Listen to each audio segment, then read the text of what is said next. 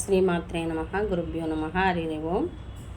ವಿಶ್ವ ಅನ್ನ ವಿಶ್ವ ಆಹಾರ ರಕ್ಷಕ ದಿನ. ಈ ದಿನದಂದು ನಿಮಗೆ ಆಹಾರ ನಮಗೆ ಪ್ರಾಣಶಕ್ತಿ ನೀಡುತ್ತೆ.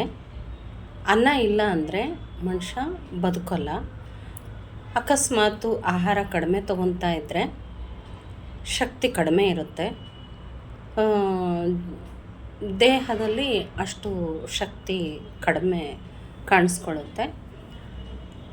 ಇಷ್ಟೆಲ್ಲ ಅಲ್ಲದೆ ನಮ್ಮಲ್ಲಿ ಒಂದು ಅನ್ನಪೂರ್ಣ ಸ್ತೋತ್ರದಲ್ಲಿ ನಮಗೆ ಆ ಶ್ಲೋಕದಲ್ಲಿರೋ ವಿವರಣೆ ನಿಮಗೆ ಅರ್ಥ ಆಗಿರಲ್ಲ ಯಾರಿಗೂ. ಅದು ನಿಮಗೆ ಹೇಳ್ತಾ ಹೋಗ್ತೀನಿ. ಕೆಲವರು ನೋಡಿ ಊಟ ಹೆಸರಿಡ್ತಾ ಇರ್ತಾರೆ.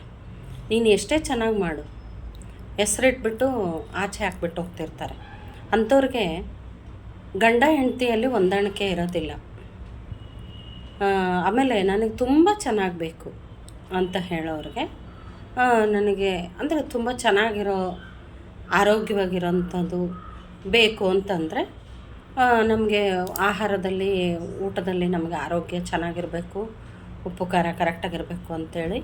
ಆದರೆ ತುಂಬ ಪ್ರೀತಿಯಿಂದ ನಾವು ಕೇಳಿ ಊಟ ಮಾಡ್ತಿದ್ರೆ ಅಂಥವ್ರಿಗೆ ತುಂಬ ಚೆನ್ನಾಗಿರೋ ಅಂದರೆ ಆರೋಗ್ಯವಾದ ದಾಂಪತ್ಯ ಇರುತ್ತೆ ಅವರಲ್ಲಿ.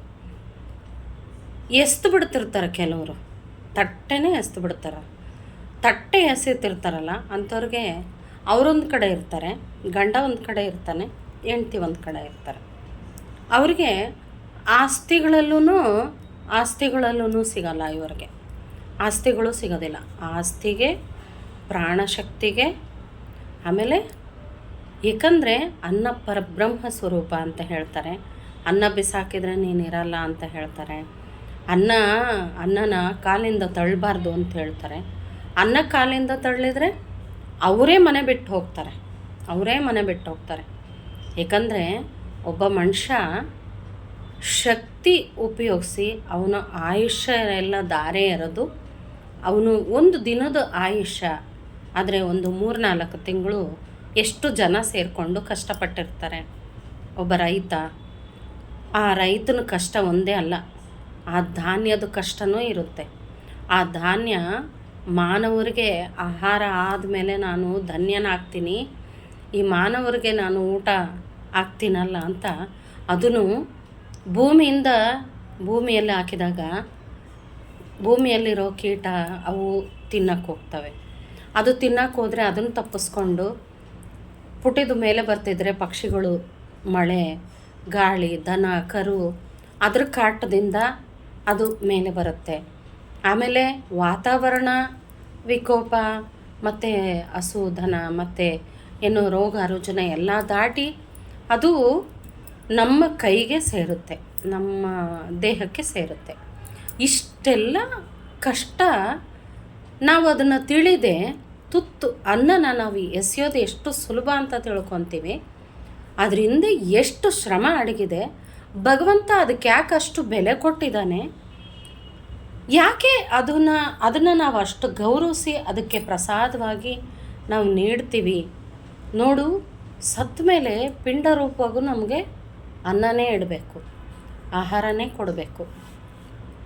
ಇಷ್ಟೆಲ್ಲ ಇದರಲ್ಲಿ ಆಹಾರನ ಸುರಕ್ಷಿತ ಮಾಡಬೇಕಂದ್ರೆ ಆಹಾರದ ಬಗ್ಗೆ ಫಸ್ಟು ತಿಳ್ಕೋಬೇಕು. ಆಹಾರ ಹೆಂಗೆ ಉತ್ಪತ್ತಿ ಆಗುತ್ತೆ, ಯಾಕೆ ಒಬ್ಬ ಮನುಷ್ಯನ ಆಯುಷು ಧಾರೆ ಎರೆದು ಅವನಿಗೂ ನಮಗೆ ನೀಡಿದಾಗ ಅದನ್ನು ನಾವು ಭಕ್ತಿಯಿಂದ ಕೈ ಮುಗಿದು ನಾವು ತಿಂತಾಯಿದ್ರೆ ನಮ್ಮನ್ನು ಭಕ್ತಿಯಿಂದ ನೋಡ್ಕೊಳ್ಳೋ ಹೆಂಡತಿ ಗಂಡ ಬರ್ತಾರೆ. ಪೂರ್ತಿ ಬಗ್ಗಿಸ್ಬೇಕಂತೆ, ತಲೆ ಬಗ್ಗಿಸಿ ಊಟ ಮಾಡಬೇಕಂತೆ. ನೀನು ಯಾರ ಮುಂದೆ ತಲೆ ಬಗ್ಗಿಸ್ತಿದ್ರು ನಾವು ಊಟದ ಮುಂದೆ ನೀನು ತಲೆ ತಗ್ಗಿಸಿ ತಿನ್ನು ಅಂತ ಹೇಳ್ತಾರೆ. ತಲೆ ತಗ್ಗಿಸಿ ತಿನ್ನೋದ್ರಿಂದ ನಿನ್ನ ತಲೆ ತಗ್ಗಿಸಿ ನಿನ್ನನ್ನು ನೋಡ್ಕೊತಾರೆ. ನಿನ್ನ ಸಂಬಂಧ ನಿನಗೆ ಬರೋ ಸಂಬಂಧ, ಹೆಂಡತಿ ಆದವಳು, ಮಕ್ಕಳಾದವರು ನಿನಗೆ ಅಷ್ಟು ಗೌರವ ಕೊಡ್ತಾರೆ. ನೀನು ಅನ್ನಕ್ಕೆ ಗೌರವ ಕೊಟ್ಟರೆ, ಏಕೆಂದರೆ ಅಷ್ಟು ಪ್ರಕೃತಿ ಅನುಗ್ರಹ ಬೇಕು. ಏನು ಮಾನವರು ಕಷ್ಟ ಬೇಕು, ಇಷ್ಟೆಲ್ಲ ಅಲ್ಲದೆ ಅದು ನಿನಗೆ ಬಂದು ತಟ್ಟೆ ಮುಂದೆ ಬಂದರೆ ನೀನು ಅಷ್ಟು ಅವಮಾನಿಸಿದರೆ ಇದಕ್ಕೆ ಇಷ್ಟು ಅರ್ಥ ಅಡಗಿದೆ. ಪ್ರತಿದಿನ ಈ ಥರ ವಿಡಿಯೋ ಮಾಡ್ತೀನಿ. ನಿಮ್ಮ ಇಷ್ಟವಾದವ್ರಿಗೆಲ್ಲ ಶೇರ್ ಮಾಡಿ ಇದ್ರ ಬಗ್ಗೆ ತಿಳುವಳಿಕೆ ಪಡ್ಕೊಳ್ರಿ. ನೀವೂ ಅಬ್ಸರ್ವ್ ಮಾಡಿ, ನೀವು ಯಾವ ರೀತಿ ಊಟ ಮಾಡ್ತಾಯಿದ್ದೀರಾ, ಯಾವ ಥರ ಸಂಬಂಧ ನಿನಗೆ ಸಿಕ್ಕಿದೆ, ಯಾವ ಥರ ನಿಮಗೆ ಬೆಲೆ ಸಿಗ್ತಾ ಇದೆ. ನಿಮಗೆ ಈಗಲೂ ಕಾಲ ಮಿಂಚಿಲ್ಲ, ಈಗಲೂ ನೀವು ಗೌರವಿಸಿ ಅದನ್ನು ಕೈ ಮುಗಿದು ನೀವು ತಟ್ಟೆಗೆ ನಮಸ್ಕಾರ ಮಾಡಿ ತೀರ್ಥ ಹಿಂಗೆ ತೆಗೆದು ಅದು ತೀರ್ಥ ಹಿಂಗೆ ಅಂದ್ಬಿಟ್ಟು 3 ಸರಿ ಸುತ್ತಿ ಅದನ್ನು ತಟ್ಟೆ ಸುತ್ತ ಮೂರು ಸತಿ ಸುತ್ತಿ ಹಿಂಗೆ ನೀರು ಬಿಡೋದ್ರಿಂದ ಅವರು ಕಷ್ಟನ ನಾನು ಪವಿತ್ರವಾಗಿ ನನ್ನ ನೋಡು ಹೀಗೆ ಚಿನ್ಮುದ್ರೆ ಹಿಡ್ಕೊಂಡಾಗ ಇದು ಹಣ, ಇದು ಗುರು ಜ್ಞಾನ, ಇದು ಬುದ್ಧಿ ಮತ್ತು ಸೂರ್ಯ ಶನಿ, ಇದು ಕರ್ತವ್ಯಕ್ಕೆ ಶನಿ ಅಧಿಪತಿ, ಕರ್ಮಕ್ಕೆ ಅಧಿಪತಿ, ಸೂರ್ಯದೇವ ನಮಗೆ ಸೃಷ್ಟಿಗೆ ಅಧಿಪತಿ. ಈ ಬುದ್ಧಿ ಆಮೇಲೆ ಒಂದು ದಾಂಪತ್ಯ ಸಂಕೇತ. ಇದು ಕೆಳಗಡೆ ಈ ನೋಡು ಎಲ್ಲರಿಗಿಂತ ಚಿಕ್ಕವನು ಮದುವೆಗೆ ಮಾತ್ರ ದೊಡ್ಡವನು ಅಂತ ಹೇಳ್ತಾರಲ್ಲ, ಈ ಕಿರುಬೆಟ್ಟು ಅಷ್ಟು ಅರ್ಥ ಅಡಗಿದೆ. ಈ 3 ಬೆರಳಿಂದ ನಮಗೆ ಈ ಥರ ನೀರು ಬಿಟ್ಟಾಗ ನಾನು ನಿಮಗೆ ಇದನ್ನು ಗೌರವ ಸಲ್ಲಿಸ್ತೀನಿ ಅನ್ನೋ ಒಂದು ಅರ್ಥ ಬರುತ್ತೆ. ಅದನ್ನೆಲ್ಲ ನಿಮಗೆ ತಿಳಿಸ್ತಾ ಹೋಗ್ತೀನಿ. ಪ್ರತಿಯೊಬ್ಬರಿಗೂ ವಿಡಿಯೋ ಶೇರ್ ಮಾಡಿ, ಪ್ರತಿದಿನ ನನ್ನ ವಿಡಿಯೋ ಫಾಲೋ ಮಾಡಿ. ನಿಮಗೆ ಹೊಸ ವಿಚಾರ, ಹೊಸ ಜ್ಞಾನ ನಿಮಗೆ ತಿಳಿಸೋ ಪ್ರಯತ್ನ ಮಾಡ್ತೀನಿ. ಅದನ್ನು ತಿಳ್ಕೊಂಡು ಯಾವುದೇ ಆಯಿತು ಆಚರಣೆ ಮಾಡೋಕ್ಕೆ ಮುಂಚೆ ತಿಳಿದು ಮಾಡಿದರೆ ನಿಮಗೆ ಅದಕ್ಕೆ ಅರ್ಥ ಜಾಸ್ತಿ ಆಗುತ್ತೆ, ಪುಣ್ಯ ಪ್ರಾಪ್ತಿ ಆಗುತ್ತೆ ಅದರಿಂದ. ಸರ್ವೇ ಜನ ಸುಖಿನೋ ಭವಂತು. ಕೃಷ್ಣಾರ್ಪಣಮಸ್ತು.